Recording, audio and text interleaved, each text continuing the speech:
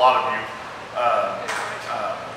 They say in messaging in politics that the way you get something to seep in is to repeat it over and over and over again. So I would like to repeat that we have special elections coming up, and it is incumbent on every single one of us to do what we can to help these candidates win. We have proven over and over and over again that we can win these races with the right resources in place and with the right volunteer base getting out and working on the doors and getting voters out.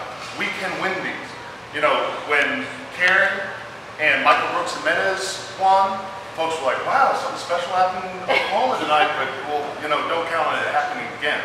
And then Jacob Rosecrans just this past week, we did it all over again.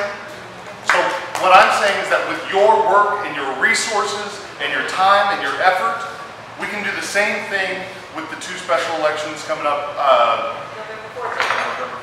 November 14th, Allison Ipley Freeman, Chris Van Landingham, and then Stephen Vincent over on the other side of the state. I think they're going to be fine with their volunteers, so focus on your local ones here. What about Kendra Horn? Is she not having a meeting in Tulsa this week? Kendra Horn, I think, has a fundraiser tomorrow night. She's running for Congressional District 5, and she's also wonderful. But in these special elections, especially, the way you win them is to get your voters out harder than they get their voters out. You don't have to persuade people in the middle. You don't have to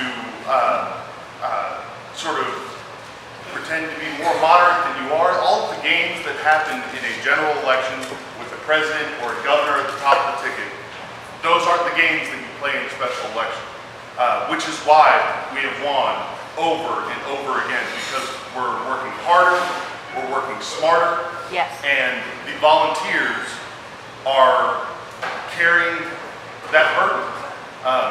You know, Karen's wonderful, and her team was wonderful, but we won that race because of the volunteers who helped her get across the finish line. So for all of you, take that one thing that you can do to help these candidates and do it, because we can't win without you.